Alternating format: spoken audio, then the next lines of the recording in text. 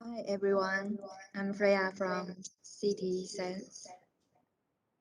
I'm Freya from City Sense Network Taipei. Welcome to the 2021 City Science Summit, co-hosted by MIT City Science and Taipei Tech, with all the members from City Science Network around the world. And here comes our third workshop of the summit. The workshop is hosted by MIT City Science. In this workshop, the MIT team will propose schematic ideas for a new model that could evaluate the potential of measuring the impact of hyperlocal solutions to global problems. So to further explore the issue, I'd like to welcome Kent Larson, the leader of this workshop, also the director of MIT City Science, to share more. Let's welcome Kent. Well, thank you, Fred. It's great to see everyone. I think we should just have fun with this workshop, and it's getting at some what I think are very important issues. And let me just share my screen and go through it very quickly. Why cities? This is an important question. Well, I think everybody on this call will realize that most of the population growth, most of the energy consumption, CO2 emissions, wealth creation, innovation will be centered in cities. Why should we think about this now? Well, everybody's aware of this, I think, IPCC report that came out that shows how critical it is to substantially cut emissions in the short term. And the evidence is all around us. We see fires in California, floods in Germany, vanishing glaciers. We're in the middle of a global pandemic, right? And these solutions are very challenging. It raises the question, well, where do we even start? And, a lot of attention right now is on national policy, things like carbon pricing. I don't think we can wait on our federal government to act, given how dysfunctional governments are around the world, although we do need action. Or the solutions involve exotic technology like carbon capture or fusion or whatever. How can people deal with that? Or the action is required in remote places like Amazon deforestation. But then there are local solutions at the community scale. So for this workshop, this is where we're focusing, what we think of as hyper-local solutions to global problems. The premise that we're working with here for this workshop is that the planet is becoming a network of cities. Successful cities will evolve into a network of high-performance communities, and the grand challenges of our era, whether it's climate change, public health, equity, jobs, are best addressed community by community.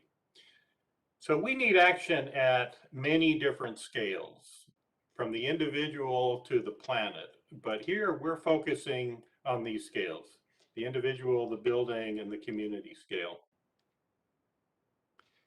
So what we believe in is a data-driven, evidence-based process. So for the purpose of that, we've built a kind of a schematic model to look at the impact of various interventions on the scale of the community. So Luis, everybody knows Luis, you'll hear from him in a minute, built this pretty amazing model specifically for this workshop. And let me step you through what this involves.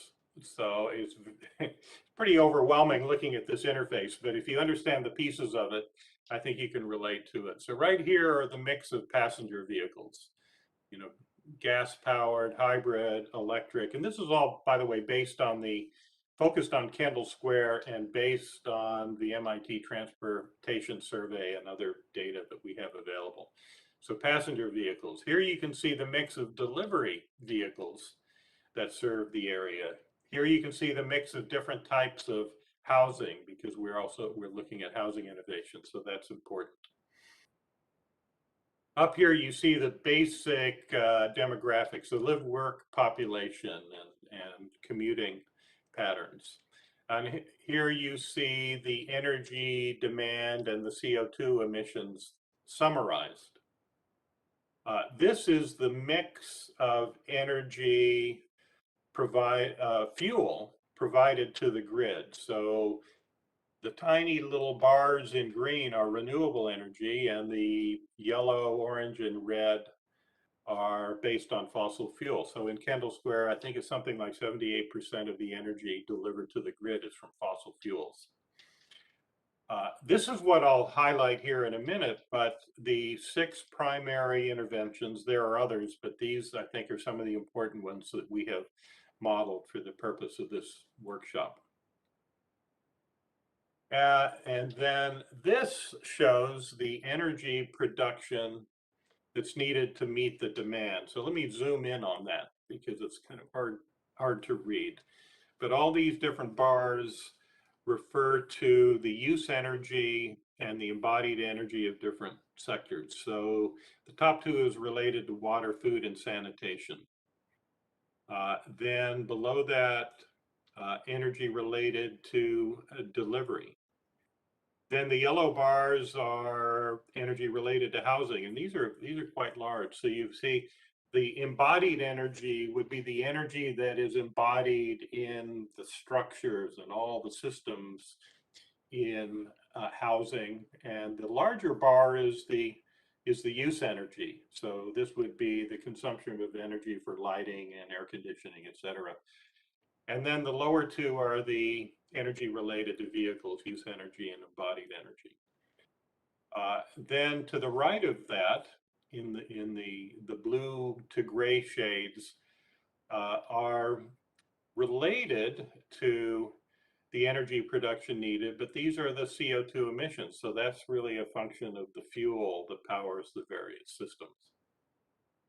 Then down here is a radar plot. Those of you that have worked with our Cityscope knows really how we work with radar plots. So this is kind of a summary of the performance.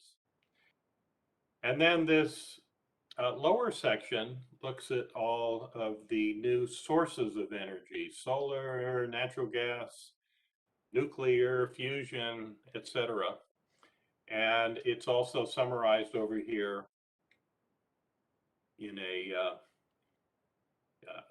little chart. Okay, so let's talk about reducing energy. So we can start with the percentage of electric vehicles, and you can see by dialing that all the way up to 100%, there is a a useful reduction in both embodied energy and use energy, but it's certainly not getting us there. This is the main priority now of the current administration, is electric vehicles and electrifying the grid. Now, if we go to the second one, this is live work symmetry. You'll see a really dramatic reduction. This involves building diverse and affordable housing near where people work. So you're minimizing the need for commuting and, in fact, moving towards what we think of as net zero commuting. Much greater impact than just moving to electric vehicles.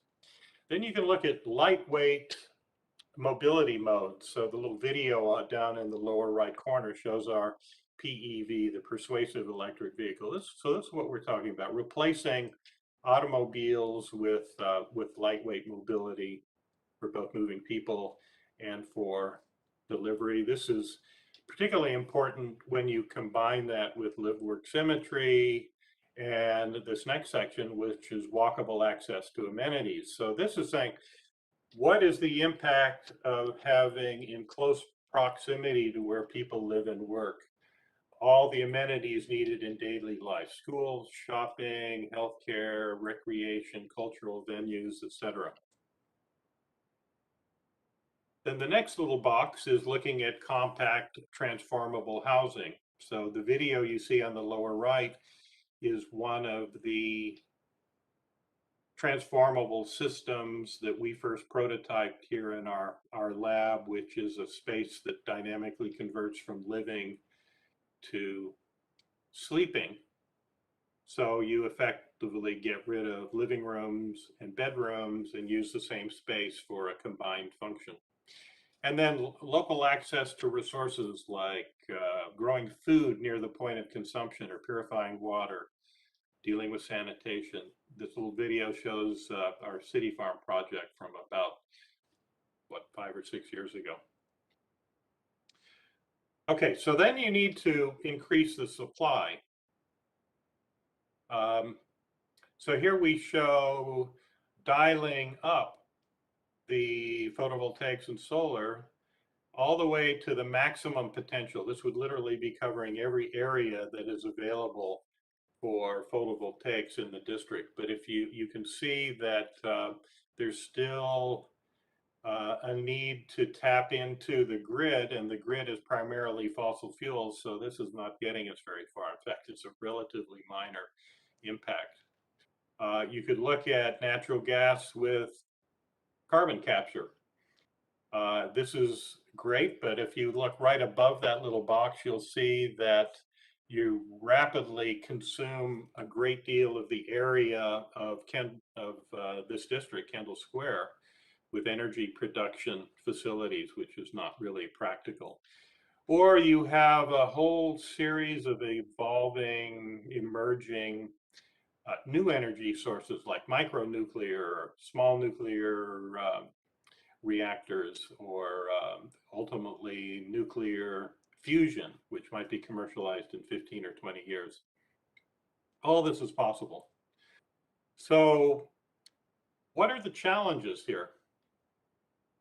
So if we move to all electric vehicles, this is a pretty relatively straightforward intervention in that it doesn't require a fundamental change in how we live, but it will require a rapid expansion of the grid. It will require tremendous expansion of electrical production. There are lots of industrial opportunities, so not surprising this is a top priority for many politicians. If we move to live-work symmetry, we can see in this model that there's a tremendous benefit, but this will require new land use regulations, increased density, significant new construction, programs to create much more diverse and affordable housing than the market typically delivers. Walkable amenities requires also new land use regulations, programs to subsidize functions that are not supported by market forces. There's a good reason why Kendall Square doesn't have a pharmacy, because the rents are lower than other high value functions. So this would require some government interventions, market interventions, to make that work. Lightweight shared use mobility. This requires people to give up their private cars and will require significant behavior change, new infrastructure. But there's a high impact if it's paired with live-work symmetry and walkable amenities. Compact housing would require changes in the zoning, the relationships that people have to the home and their space. It would require new construction. And also local production of resources would require new land use regulations, probably carbon pricing. So you factor in the impact of transporting vegetables across the country or flying in avocados from Mexico.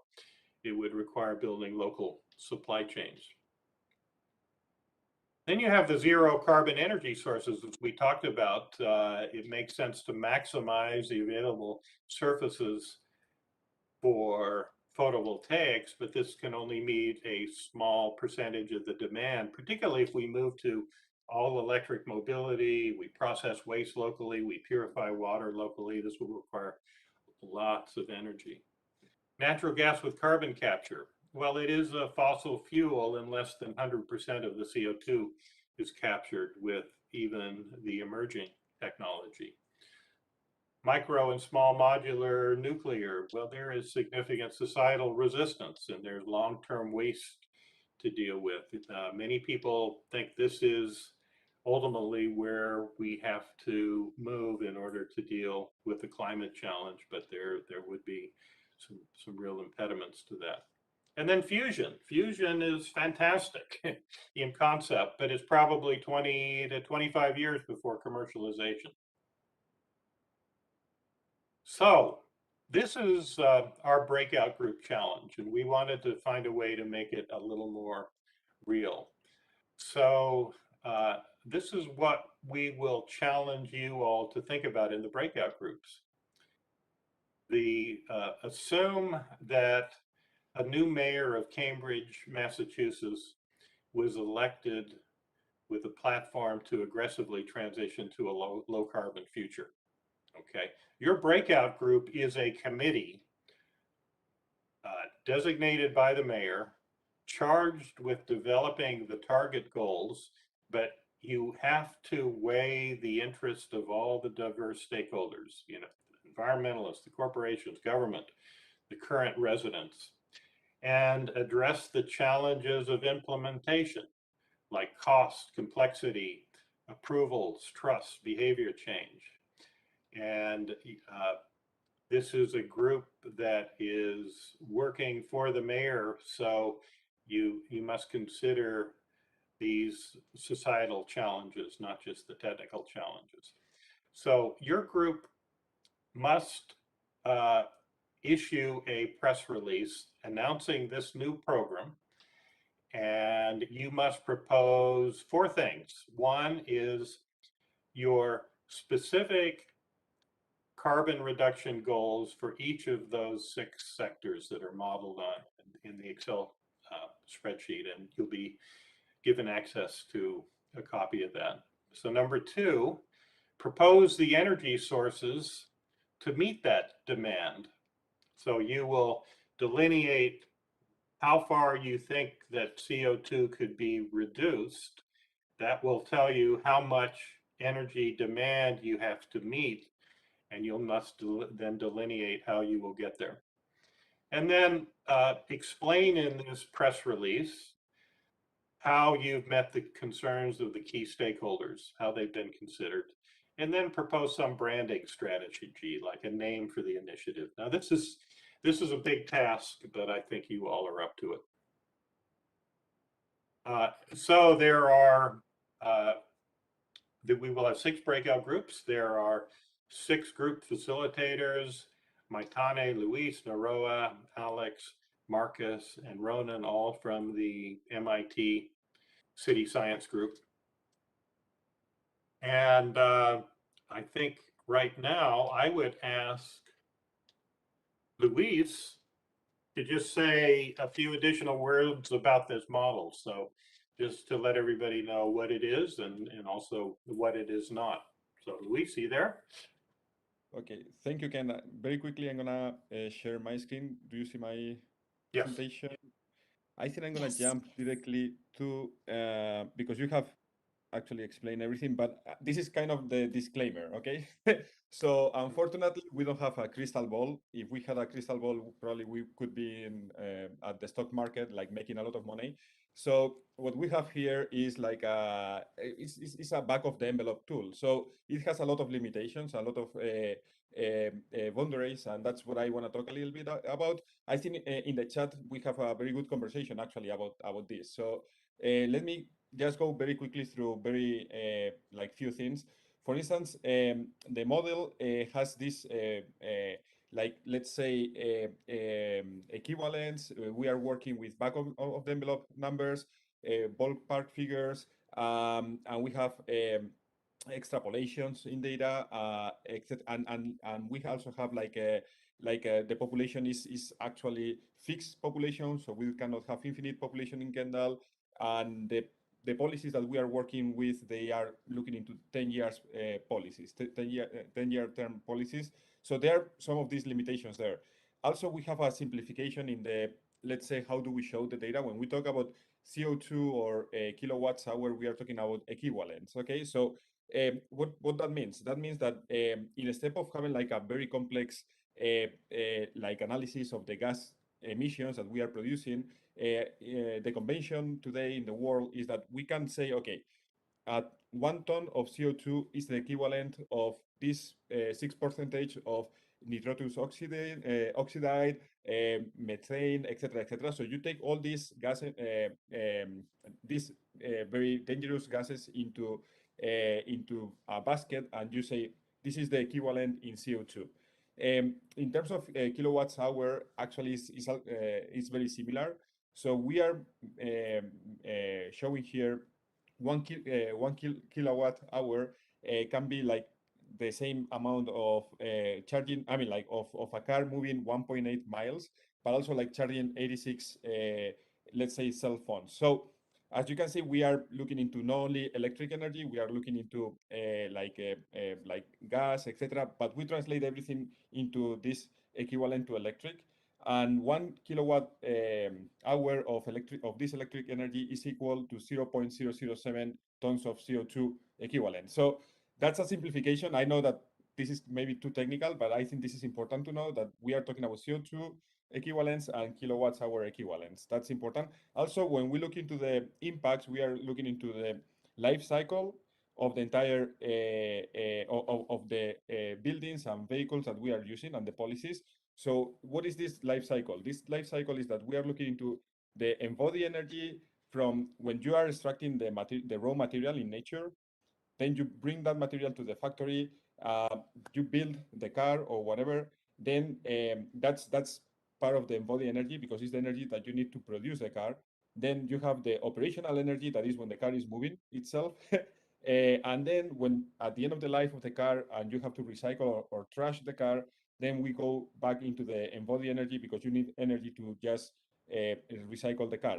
So that's kind of the life cycle of and that's how we are looking into that. In the middle of this slide, you can see all the different impacts and complex indicators that we have with the life cycle. So we have made a simplification, and we just talk about embodied energy. That's all the energy that you have to produce the car, extract the raw materials from nature, and recycle the car. And then we have the operational energy, that is when the car is being used, or the building, or the technology. So when Kent was talking to me, like, let's say 4 weeks ago, and he was like, Luis, what if we make this tool? I was like, yeah, Ken, maybe we can build something that gives you like the ballpark.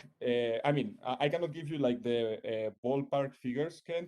The best that I can do is this ballparkish figure. So it's not even ballpark, it's like a approximation of approximation. Why?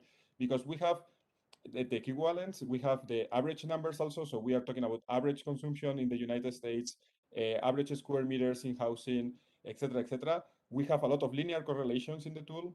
We have a lot of extrapolations and some very few, but some educated guess. So again, this is not a crystal ball, but I think it's something very useful. We always say in the group, there is not I mean, all the models are wrong, but most of them they are useful.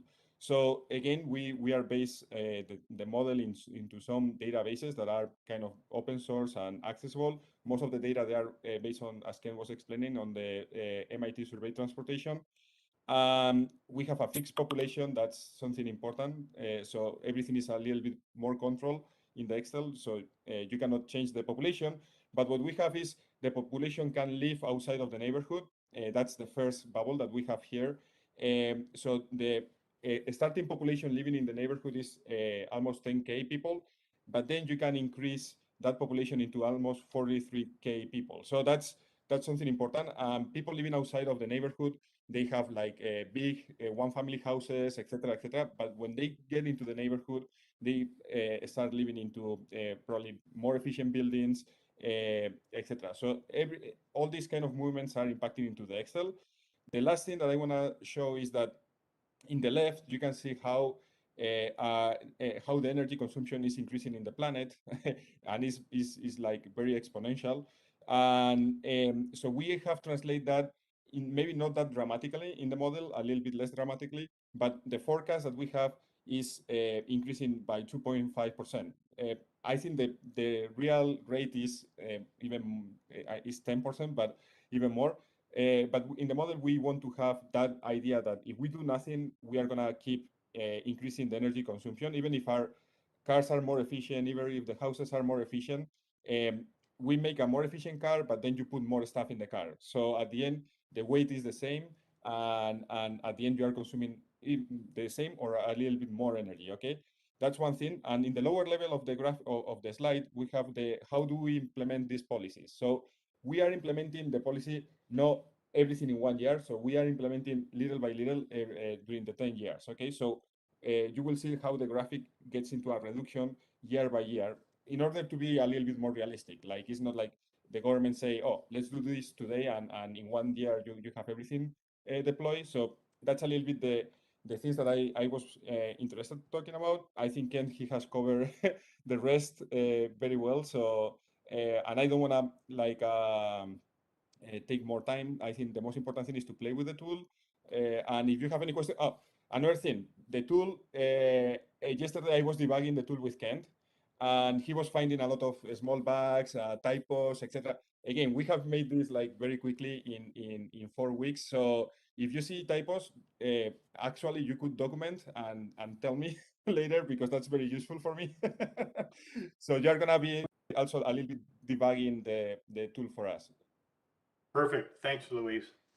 All right, let's do the breakout groups. Remember that the mayor ran on this aggressive zero carbon platform. He wants Cambridge to be a model for the rest of the planet, but he's a politician and he doesn't want to get ahead of what is socially and economically practical. So your mission is to write this press release, okay? Have fun, and let's have everybody come back at 9:45. So a little over 30 minutes, okay?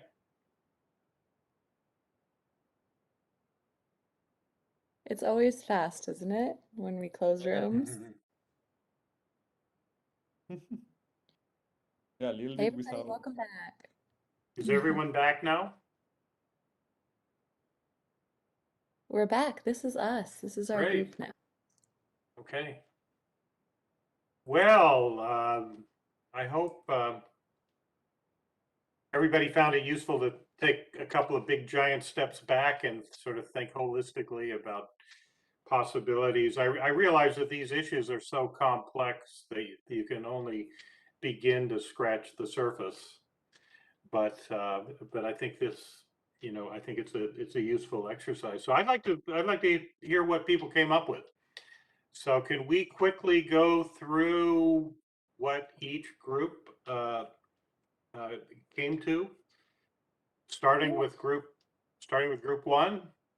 And I see It- that some folks did slides and some folks didn't, but I'll share my screen for those of you that did slides and then stop again for those of you that didn't. So Okay. first up is group one, and I believe this was led by Ronan.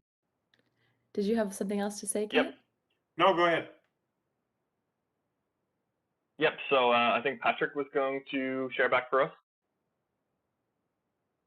Yeah. Hey everyone. So we didn't get too far. So we didn't get even to the energy sources, but for the 6 sectors, we talked about that quite a bit. I think we could have talked about it for a few more hours, but the consensus was that for electric vehicles, we thought 50% is a good middle ground, just because over 10 years, it's really hard to get rid of all the gas-powered vehicles, and it could be really costly for the people to kind of trade in their new vehicles for these electric variants. But we do think that for Kendall Square in particular, we need to increase the work symmetry. Just because there's a lot of commercial real estate here, and not a lot of housing here, or at least not a lot that's affordable. So we think that there's a lot of things to be said for that space. And then with that, we also wanted to increase lightweight mobility. Ideally, I wanted a bit higher, but there is there's a trade-off between if it's feasible and if it's safe, right? And so as it stands right now, it's still not bulletproof. It could still be a little bit uneasy to kind of integrate these modalities with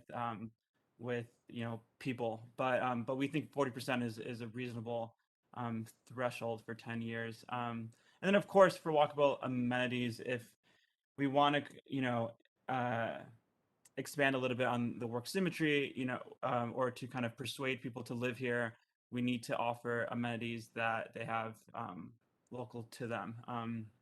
And for compact housing, we actually thought that not many people would prefer that. So we even thought maybe 10% is a bit generous. So we were kind of going back and forth and thinking like, how would, we, so like, I mean, to get work symmetry and to like bring more people into Kendall, we need to offer more housing, which would make it more dense, but we're not really sure that people would necessarily want compact living. So there's a trade-off there, and I think that's still open for discussion. And then lastly, for local resources, we thought that um, there's kind of a trade-off between kind of like the manufacturing at scale, where if we have more electric vehicles in 10 years and more autonomous delivery options, then there is something to be said about still keeping large farms active away from the city and getting those goods transported versus trying to convert small spaces into other kind of a local resource. And yeah, and then for the stakeholders, I mean, it's pretty much what's said there, and I, like for the environmental list, it's about the land required for local production. If we keep it kind of, if we reduce the amount of local resources, then we could if we keep how the manufacturing process is today, I think that kind of addresses their concerns. And yeah, and all that stuff. I'm not sure how much time I have, but yeah. And here's how your metrics looked in the end for group 1. Anything you want to mention here, Patrick, or just what you were explaining before? Yeah, I mean, pretty much on par. I mean, there's a lot more work that we need to do as a group, especially for defining the clean production route, but I think this is an okay first pass. Great. Patrick, did you find this tool to be useful to help inform your policy recommendations, or was it too complex? What did you find? Yeah, no, I mean, I think we all found it really interesting. And so we're actually able to see the impact of all these interventions. I think for me, I have more of a question of, okay, if I move this slider, what does it actually mean? Sure. What are the other inputs? And, there's a lot of Right. approximations, and I would love to know a little bit more about that. But as a first pass, Yeah. I think this is very valuable. Yeah. Yeah, I think you raise a good point. Kendall Square is a very special place. I mean, one could argue that we should not devote valuable land in Kendall Square to, food production, for example. Other people might even argue housing is inappropriate in Kendall Square, given the proximity to MIT and all the tech companies that are looking for offices. But anyway, this helps, sort of focus the conversation, I believe. Great. Why don't we, let's do group 2, Maggie. Okay, so group 2 was led by Luis. Yeah, but Diego, yeah. Hello, everyone. I didn't know about the number of my group, but here we are. We don't have the slide, and yeah, so maybe we cannot convince the mayor of our suggestions, but we still had a great discussion in our group that I wanted to summarize for everyone. So what we discussed about during our breakout rooms, it was basically we see that there are like two approaches that we can follow. The first one is that we can just generating maybe green energy with by solar panels or with nuclear energy, let's say. And yeah, of course, we will have less CO2 emissions, but maybe we won't solve we don't solve the problem. We go because we will move the problem just from the gas stations, so we will not use the gas anymore, but the problem will be to the grid. So we will need to generate lots of green energy, and it will take lots of money for the city. So it's something that maybe it's not so feasible for the mayor of the city or for the city government in general. And moreover, even if we want to think about like a situation where we will have 100% green energy, Still, there would be some issues. For instance, there would be lots of traffic issues because people will continue to use their cars. So there will be, we don't solve the traffic issue. People will lose lots of time commuting from their home to work or to other places such as hospitals, shops, and these kind of things. And we will have problems if we want to recycle, if we need, when we need to recycle, like solar panels, for instance, and these kind of things. And on the other hand, what we can do that maybe it's one of the best options is to changing the behavior of citizens. So maybe we can incentivize behaviors such as living closer to the working place. And but of course, in this situation, we need in this case, Kendall Square to maybe create new buildings, new residential buildings, and maybe give the opportunity to the people living there to have all the amenities they need in a walkable like distance. So maybe following the concept of the city of the 15 minutes, where everyone in a community have all the amenities they need in a maximum of 15 minutes walkable distance. And probably this will have a huge impact because people don't use their cars. People just walk to the place where they work and to important places such as hospitals. And however, like we still need to incentivize these behaviors. And maybe for these reasons, one of the ideas can be to follow like what the City in Science Lab at Shanghai presented before, like 2 hours ago, where maybe we can incentivize a local token economy where people that follow some pro-social behaviors can be rewarded by having in these local token economies. And yeah, of course, not everyone can live closer to the place where they work, so we still need to incentivize the adoption of electric vehicles and maybe especially vehicles such as the lightweight mobility vehicles like the PEV, especially maybe if we consider the delivery system, maybe the last mile delivery. And I don't know if someone in the group wants to add anything, or I hope I was able to summarize well what we Thanks, discussed. Diego. Just looking at the bottom of this spreadsheet here, it looks like you have chosen to maximize the photovoltaics and solar and then wait on fusion. Is that fair to say? That was so well. This screenshot is the result of just exploring a little bit. As you can Just see, playing, okay, yeah. yeah, we were playing because as you can see, we didn't change the lightweight, etc., etc. But at the end of the conversation, we were talking a little bit about what if we try to have a fusion 100%, then we solve the problem, and that triggered the conversation about, okay, that solves the problem of the CO2 but doesn't solve the problem of mobility, etc., etc. So that's why we trigger that. So that is something that I mean, Diego and the team, they were talking about that, and that makes a lot of sense. It's like yes or yes, we have to combine a little bit the change of behavior plus clean energy somehow, because we have other problems than environmental impacts, also the mobility, etc. So I think that was a good conversation in that sense. Great. Yeah, well, it looks like the mayor needs to give the committee another day or two to work through this. All right, group 3. Maggie, you're muted. I think that's us, Marcus.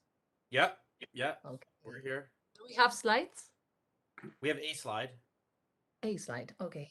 So we had a very interesting conversation here. So first of all, well, there are two conflicting perspectives here. The first one is how to engineer the solution space so that you just maximize the reward.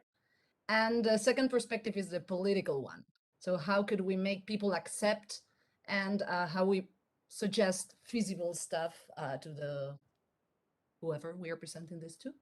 So the easiest and the most accepted proposition or suggestion was the one related to walkable amenities. We decided that it is pretty easy to convince everyone that we should have amenities within a walkable distance. We put that into 100%, yes. And the second suggestion we were talking about was this life work symmetry.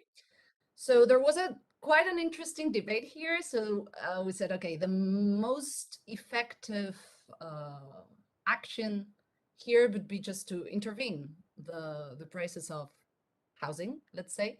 But is that politically acceptable? In this case, in the US, so it's pretty country specific, of course, but that would be the most effective one, but probably quite difficult to achieve. So we suggested that maybe we could incentivize through taxes people living closer to their workspace. I mean, closer because maybe it's not possible for them to live within a walkable distance because of the price of the housing. And the second suggestion would be to incentivize working from home Policies. policy, that's it. So a working from home policy, maybe 2 days per week, so that not everyone has to commute on a daily basis. That's quite a tricky one as well, based on your work, like what kind of job you have, but well. And we thought that we should combine that with lightweight mobility. So if we achieve that considerable amount of people live within a walkable distance from their working place, then it makes sense to introduce lightweight mobility in that scenario. When it comes to clean production, we didn't get into a consensus here, not at all. So PV, solar, and wind, like renewable resources, sound really well, but there's a cost there, and we were wondering if it's very effective to have solar panels in Cambridge, given the climate there. And there was quite an interesting debate regarding the nuclear energy as well, because it's not the same having fission or fusion. But well, the greatest concern here was public acceptance. Like, would citizens be willing to have this kind of sources for their energy? So yeah, very conflicting perspectives there. Okay, so engineers on one side, the politicians on the other, and it was actually people closer to, I think in Asia, were much more concerned after Fukushima about, you know, the proposition of nuclear. That came up a couple times. Right. Of course, Fukushima was ancient technology. Yeah, but we're compared to politicians. modern, but politicians, yeah, exactly. So your committee reflected the lack of consensus that you find in society at large. So that's not surprising. All right, great, thank you. Let's do group 4. And just so everyone knows, we aim to end at 10:10. I do think we'll run a bit over. We have 3 more groups to present. So we'll do our best, but group 4, you are up. Group 4 was led by Naroa. It's called Reimagining Kendall Square. All right, so I'll take a lead here. So I'll be very crisp and brief. Ashish Panik right here. So we couldn't cover all the aspect of the projects, you know, given the time limit here, especially the sources of energy, renewable energy, we couldn't get enough time, but we gave a try. So let me summarize, and I'll request my friends to kind of my teammates to chip in, whenever required. So we started with kind of, city contributes to 70% of the CO2, right? So meaning that city has to work hard to contribute to the sustainability project. So, and city will be housing, more than 2.6 billion population by 2050. So we need to focus primarily on the housing aspect. So we picked up the housing sector as the number 1 contributor to our kind of plan, right? Sustainability plan. So the question is, we discussed, can we reconfigure the existing housing? The biggest impact would be people. It's going to impact the lifestyle, and it is also going to impact the behavior of the citizen or the people itself. So we thought, maybe technology can help, and the target population could be the young professionals who will be starting career and who may not be needing a bigger house and bigger setup. So that was, we thought we should target that young professionals to start with. I think the live work symmetry was an interesting discussion. We said we should aim for 100%. We discussed about the pre-COVID when it was 100% was not kind of it was not possible type. But when we saw in the post-COVID, working from home is default, and a lot of the travel could have been avoided, right? So we maximize it to 100%. Maybe some of the manufacturing professions need kind of travel to the workplace, but we are very optimistic that we can maximize that one. I just covered the kind of the vehicle, electric vehicle. Again, what we looked at the practical problem as well, right? So what will happen to the existing vehicles? So one is we try to combine the EV, the electric vehicle, and the lightweight mobility, because both they go hand in hand. The EV alone cannot solve the problem, because it may solve the problem of the kind of renewable energy, replacing the fossil fuel with electric, but it's still going to crowd the road and the infrastructure, burdening the infra. So we picked those two together, and we thought maybe more than EV, also lightweight mobility options like robotics, autonomous vehicle could bring a big difference here. And maybe I'll just touch upon the last one, the local resources. Even we put it kind of 30%. We wanted to go more than this, but this is going to the impact the existing supply chain, right? The way the goods are being sourced and distributed within the city, and also it needs a little or more planning exercise on the supply chain side as well. So it will be a little difficult or the tricky stuff. We thought as a team. And on the energy sources, I just tried to kind of I'll just touch upon that. We said we should maximize it, and we had a debate on wind, solar versus nuclear. I think one of the group also mentioned the similar stuff, and we had kind of a debate that nuclear could be the cheapest option, but maybe may not be acceptable because of the horror story we hear, right? But if it is handled rightly, the technology can help to kind of promote the nuclear energy as well as a main source of the energy to fuel the city's need and all. So that is, and if you look at, so we could hit 75% the carbon savings here. Maybe we thought maybe maybe in the next round we could further optimize these numbers. Mm-hmm. Great. Yeah. Excellent. Good. We're right at 10:10. Let's try to wrap up with the final two groups. Some more notes here, so we'll have to review Oh, this wow. Okay, afterwards. good. Lots All of right. information here. And Looks then looks like this committee is almost ready to issue a press release. All right. All right. Group Citizen 5. first efficient neighborhoods. I like it. Go.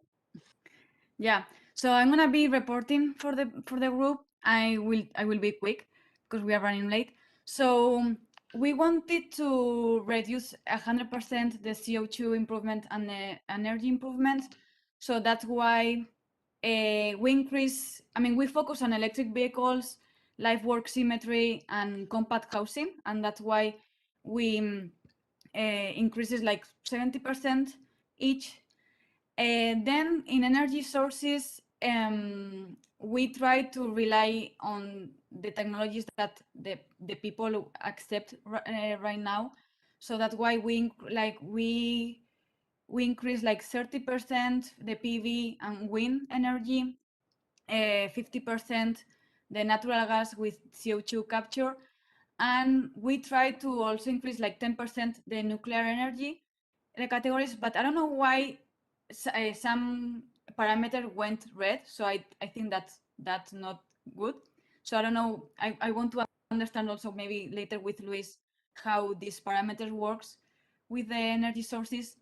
And then some concerns that we talk about are that we if we provide more compact housing, the transportation and the mobility will be cut down. Also, we were talking about what people care about, and it's about like commute times and the cost of the interventions. So that's why we propose. I mean, we propose this. The name of the initiative is Citizen First Efficient Neighborhood, because I mean, I think the solution should be like centered in people. And yeah, I think that's all of what we talk about. Great. Yeah, this is more or less our proposal. The thing went in red because you ran out of space for building energy devices in the neighborhood. 61, you're investing 61% of the land in energy, in this kind of factory of energy, in this, yeah. Okay. Okay, thank you, Luis. Great, thank you, Maitane. Okay, last group is group 6. This was led by Alex. Hi, yes, one of our group members named Chingling is going to report back. Yes, so well, our group have not quite make a conclusion yet, but we can talk about some of our discussions and thoughts. So our group 6 is closer communities for carbon dioxide reduction. I guess the stakeholders in our group 6 really value the time they spend. Residents are concerned about the commuting time, and shop owners are very concerned about delivery times. Thus, we are thinking about like live-work symmetry is quite important for in our group, and we want like 50% carbon dioxide reduction from this part. And we also think electric vehicles might not help reduce carbon dioxide a lot in less than 10 years. So this part we think is like about 20%. And we're also thinking about like compact housing like has a 30% ratio, as there might be a certain amount of single people in Kendall Square. And therefore, residents might need more dedicated space for resource productions.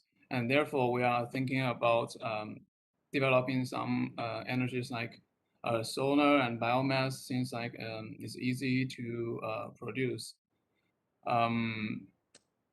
Like, yeah, I think that's our discussions what we have now, and maybe my teammates could like add more comments.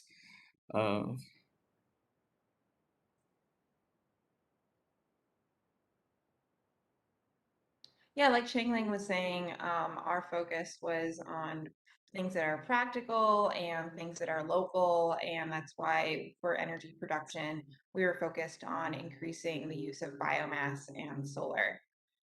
Raquel, did you have anything you wanted to add?